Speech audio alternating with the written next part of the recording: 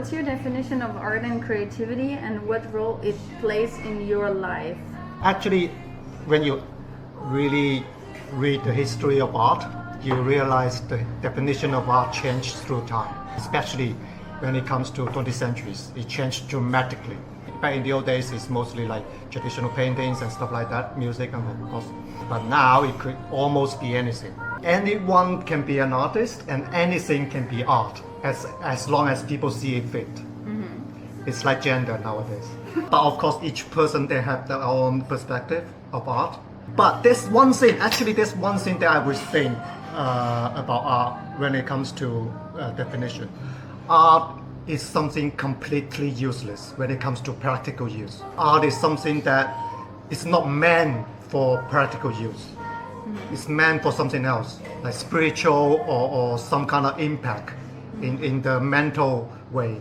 It's not meant for anything functional. That's why they have some kind of distinguish between art and design, because design is functional and art is not. Actually, before I became an artist, I was doing a lot of writing as well. My favorite author was Shakespeare and some Oscar Wilde and everything. So I was writing plays, novels, stories, poetry and everything. So actually I wanted to be a writer. And it's not just about writing or art, it's more about creativity for me. Because when I create, you can make something from nothing to something. It sounds like a narcissist, but you are kind of making yourself become some kind of god to create something, you know. So you have some kind of god complex in you. And as for the rule in my life, I mean, something happened in my life when I was 18, you know, some mental situation, it lasted for half a year, and then it just shaped me into the art path. My major was mathematics, so yeah, in university. So I'm actually a very logical person as well. It's very difficult to actually create something out of nothing because of how our memory works and so on. So we'll always have the inspirations and something that we actually like. So it will, something that pours into us, we will power it into our work. And this is the creativity is something that I'm not just copying something, I'm making it something my own. So exactly like you said, it's like something like I'm becoming a god for that thing. It's like you dissect some elements and then reorganize them into something new, right? Yeah, exactly. Like every atom that we have is already been there in the beginning of the universe, but somehow it still creates everything. I mean, it's been in the beginning, but we still have so many things. So it's kind of like that. Do you guys know there's a huge event several years ago? In a huge exhibition, someone put a banana on the wall and they say it's art. Like it's a banana and a tape, just put it there. So the banana is just something to eat, right? It's functional.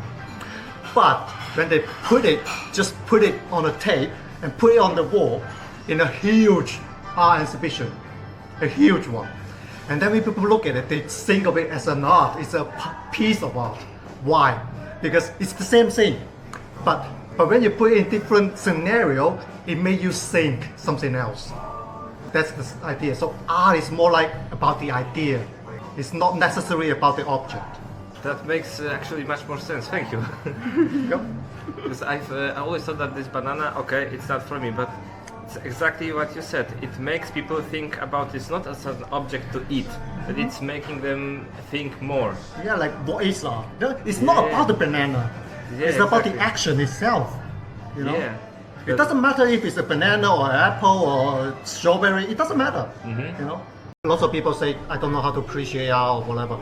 But in order to appreciate art, especially contemporary art, you actually need to know the history of art. For some like classic one, you say, oh, this is pretty, this is very realistic. You think it's good and not, or whatever. But especially when it comes to contemporary art, you need to know the art with its whole history. Otherwise, it would be hard to resonate or connect it to. It actually does make sense. Yeah. The same goes with education, you know. I mean, how are you going to be able to know how to program if you never learned it, right? You know, when you're creating something for end user, you need to put yourself in the shoes of the users. But if you're an artist, when you are expressing yourself do you actually put yourself in the shoes of the... No, that's actually a really good question.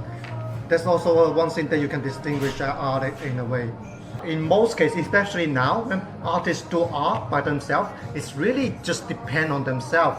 They're not doing it for other people. It's not a design, it's not like, And actually, that's one thing that I would tell, at least for my own idea, is to tell which art is good or not. Because if one art is purely just you're not expressing yourself or your idea, and it's just something like either a copy of someone else or by demand of someone else, it's not original. At least for me, I wouldn't. It's still art, but it's not something that I would appreciate a lot. Like you feel like this is not authentic because the person didn't pour themselves into Exactly. One more question.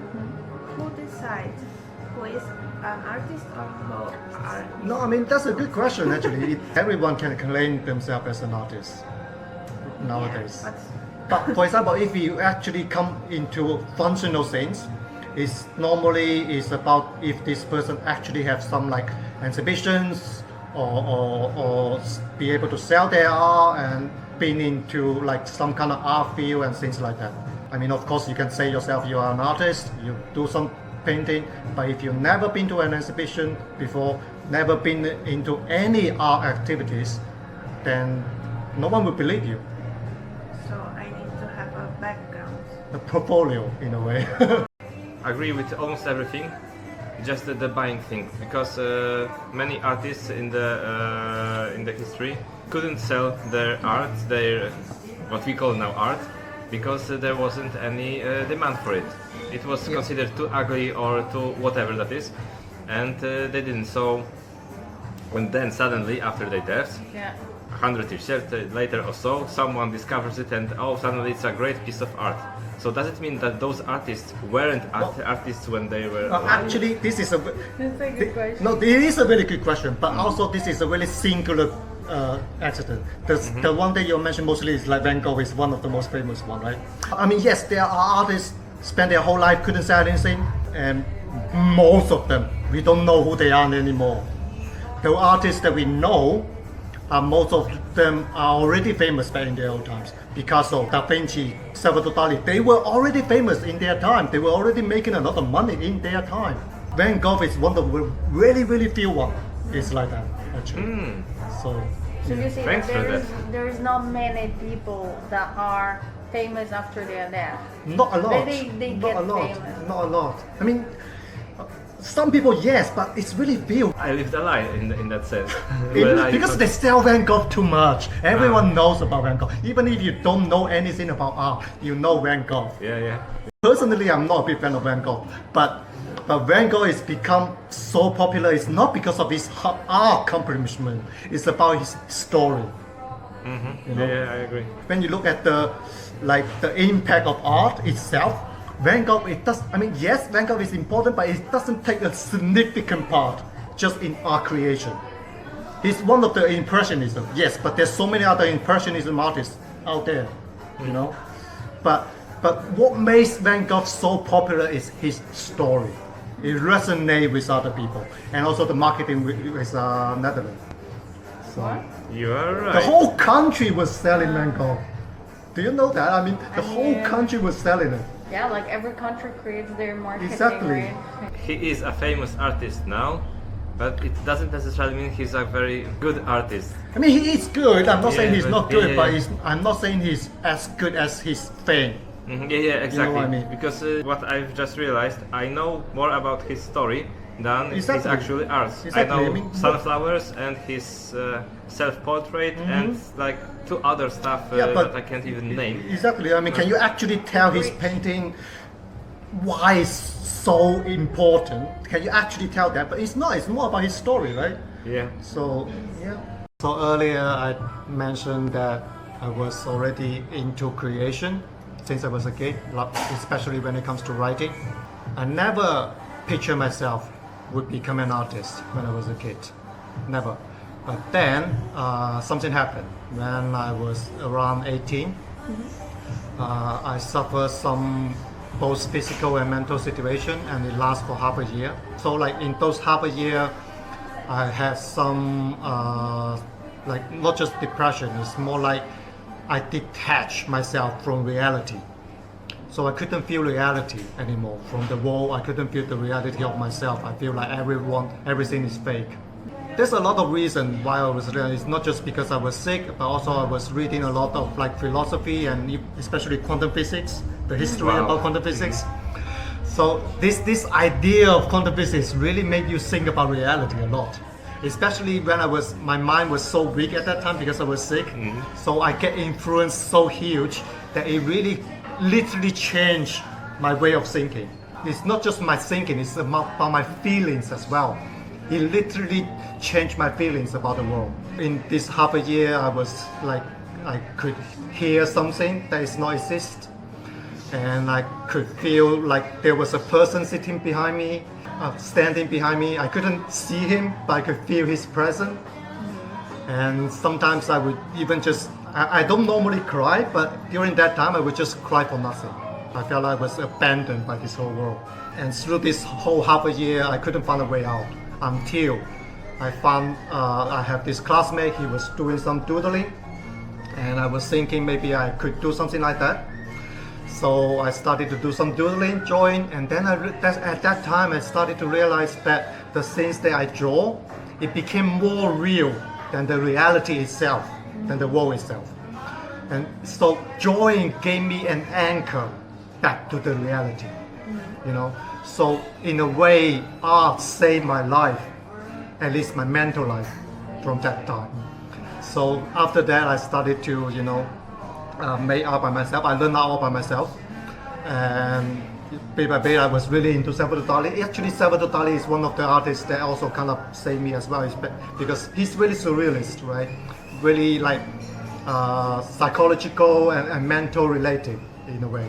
So when I was seeing his art, I felt really related to it. So even like when it comes to my early paintings, like, you know, something like this, whatever, it's really kind of like surrealist as well. So that's how, in a way, I became an artist. But because my major was not art, my major at that time was physics. So when it comes to university, I chose the one that I'm really good at, which was mathematics. So that's why my major was mathematics in university. But still, in university, I was doing a lot of painting. I was also still doing a lot of writing. And after I graduated, I started to like put all myself into art mostly. It's not just about art, it's about math as well. Even when I was in math, you could see a beauty in math, like, you know, because math can be so simple in a way that there's a solution to it. You know, it's not chaotic. That's why when I had my major in math, I also put some math into my painting right now. In a way, I create different kind of code system and then I integrate them into my art work. And when I was in 20, I created a mathematical theory because of a girl, but that's another story. So, you know, like that's how I discovered my talent in a way. You know, that's how I chose my path. And of course, it became my career, and, you know, of course, it has a lot of struggles during the way. It's with my family, with everything. If I have a kid in the future, one of the things that I would suggest him not to do is to become an artist. Was it difficult for your family to accept? Yeah, it was. It was terrible. But I was so stubborn, you know. I was a rebellion before I became an artist. Yeah, I respect your stubborn. So, your way. no, it comes with a price, you know. Being an artist or being freelance, it comes with a price. So it's not always pros. So, yeah. That's a big story. It is. It is. But it was an interesting one, you know. It's about the story, right? For me, like I said, creation in a way kind of make you become a god in a way. But it's more than that. Actually, for me, creativity gives me a purpose of life. It gives me a meaning of life. Because for me, I don't really care about too much material stuff. I never dreamed about myself to become rich or have some super fancy things or stuff like that. For me, it doesn't matter. But creation is something that gave me a purpose that even after I die, I can leave something in the world. It's in a way that my creation, either writing or art or whatever, it prolongs my beings. Maybe it could be a few more years, or maybe it could be decades, hundreds, you never know. But it is a way to prolong my existence because it projected my ideas to the future. This idea gives me purpose. And do you feel you have a need to prolong your existence and you think of that when you create art, or when does this feeling manifest when you create, for example? Well, actually, it's not just about being able to make yourself prolong your life. Mm-hmm. It's about making yourself matter. Yeah, no, that is what I meant. Yeah, exactly. It's making yourself matter in this world. Mm-hmm. When you look at the universe, when you look at we have so many people we have, and even compared to the universe, we're so small. But with this tiny creation, you kind of make yourself believe that in a way you matter. I mean, of course, it could be just an illusion, but this is an illusion that gives you a purpose of life. Yeah, no, that's important. It is important because without a meaning, without a purpose, for me, it would be just like walking corpse. It's just eating, working, and like a zombie. Can you say that you need confirmation from the world that you matters? It's not just about the confirmation from the world, but in a way, yes, but also from the history. Because even when I was a kid, before I became an artist, I wanted to leave a mark in the history. You know. And also when it comes to like some kind of example to nurture my creativity, I think actually one of the best way is reading. Reading is really important when it comes to creation, because especially when I was younger, when I was reading, it's not just about what I read, it's about the things that I read, what they made me think. Sometimes I just bump into this one sentence and it kind of made me think of something else, different ideas. And then this idea could become an idea of my next artwork or next topic of writing or poetry, whatever. Because when I was reading, it's really different than watching a movie or TV. Reading is a way that can resemble your thinking. When you are reading, you are giving yourself time to think, rather than just letting image passing through. When you're reading, it's like the lack of image actually is benefit with your imagination. Yeah. So, and I also do writing as well. I published my first book back in 2016, and it's a mix. It's about my story, my poetry, my philosophy, and painting. It's like a mix. Oh wow! Was it published in China? Yeah. In the past few years, I've been thinking about writing something new. I wanted to write something sci-fi related, and lately I wanted to write a new one that is also related to my story base. But writing is much more difficult than painting. But actually, I think writing gives me more satisfaction than painting. Because when you are writing, you are rethinking about your thoughts, and sometimes you can look at your thought in a third perspective, in a way. Yeah. So you will understand better yourself, kind of. Because when I was writing my first book, I feel like I was looking into the mirror of my life. You know, I felt like I was jumping out and then looking at myself in the mirror with my story, with my past. So it was quite interesting actually. Yeah. When I was living in another city, and I have some paintings outdoors. Some people, when they look at them, they feel really strongly emotional connected. Like really feel, but they feel it so strong that they will like come to me or contact me and tell them how much they appreciate it and how much they feel connected to it, resonated to it. And then later on, the things that I create became more abstract. And when I created something more abstract, it's difficult to connect with people. But for me personally, I actually like them better because it's an art form got already elevated. It's like my old paintings, they are like kind of surrealism or whatever. It is, yes, in a way kind of connected to human life, but when it comes to abstract, it's another level. But somehow it's less connected to the world.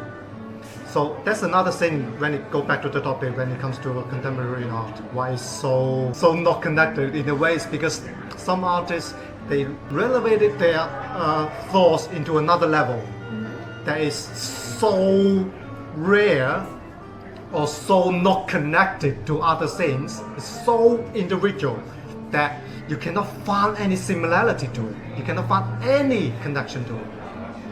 But for them, they think this is one of their best art.